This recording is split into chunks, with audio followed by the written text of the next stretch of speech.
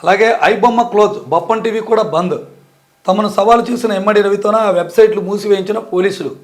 రవి ఇంటి పేరే ఐబొమ్మలో రవిని కస్టడీని కోరుతూ పోలీసుల పిటిషన్. రవి ఇలా ఎందుకు చేశాడో మాకు తెలియదని ఆయన తండ్రి అయితే నిన్న మీడియాకు తెలిపాడు.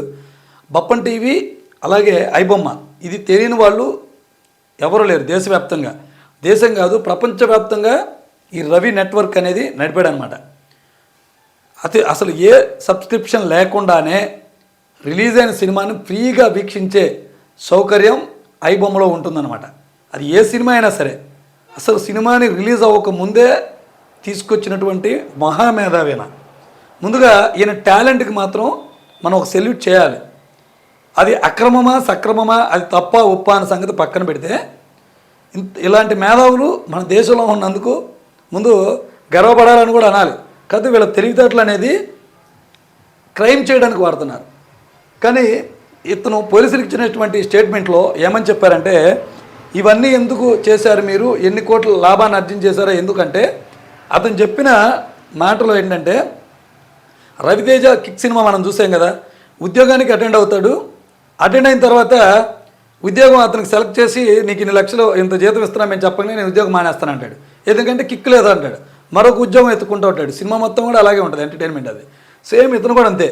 సినిమాని ముందు రోజే చూసేయాలి అందరికంటే ముందు అనే ఆతృతతో దాన్ని కనిపెట్టడం అలా చేశాడు. ముందు 2 సాఫ్ట్వేర్ కంపెనీలు పెట్టాడంట. తర్వాత క్లోజ్ చేశాడు. తర్వాత ఇలా పైరసీని ఎంచుకున్నాడు. ఇతను ఎంచుకున్న రంగంలో ఒక రంగం చెప్పాలంటే ముందుకెళ్ళాడని చెప్పొచ్చు. పోలీసులనే సవాల్ చేశాడు.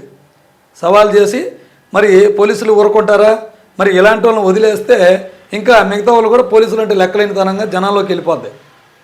కాబట్టి దీన్ని చాలా పట్టుదలతో, అలాగే ఎక్కువ ఖర్చు కూడా అయింది ఇతను పట్టుకోవడానికి. కోట్లలో ఖర్చు అయింది ఇతను నెట్వర్క్ని ఛేదించడానికి. చివరికి ఆ అడ్వర్టైజ్మెంట్లు, ఈ ప్రమోషన్లు ఉన్నాయి కదా బెట్టింగ్ యాప్లు, వీళ్ళని పట్టుకొని అసలు మీరు డబ్బులు ఎందుకు ఇస్తున్నారు, ఎవరికి ఇస్తున్నారు అని కూపీలాగి చివరికి ఎట్టకేలకు ఇతను ఆచూకీ దొరికింది. మరొకటి ఏంటంటే మీడియాలో వస్తున్న మరొక వార్త ఏంటంటే అంటే, ఇతని భార్యకి ఇతను లవ్ మ్యారేజ్ చేసుకున్నాడు. వాళ్ళిద్దరు విడిపోయారు. ఈ కోర్టులో ఈ విడాకులకు సంబంధించినటువంటి పని మీద ఆయన వచ్చాడు. భార్య ఇన్ఫర్మేషన్ ఇస్తే పట్టుకుందని చెప్తున్నారు.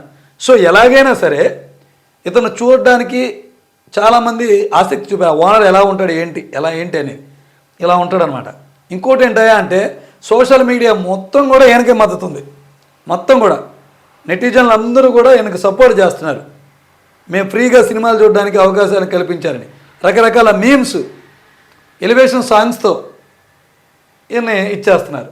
సో మొత్తానికి ఐబొమ్మని, బప్పన్ టీవీని రెండింటిని కూడా పోలీసులు క్లోజ్ చేయించారు. సవాలు విసిరాడు పోలీసులకి.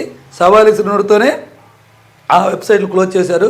చూద్దాం, ఈయన ఒక్కడిని అరెస్ట్ చేయడం కాదు, ఈయన నేర్పిన శిష్యులు ఉంటారు కదా, మరి వాళ్ళు దీన్ని కొనసాగిస్తారా లేదా ఆపేస్తారా లేదా వేరే ప్లాట్ఫామ్ ఏమైనా తీసుకొస్తారో చూడాలన్నమాట.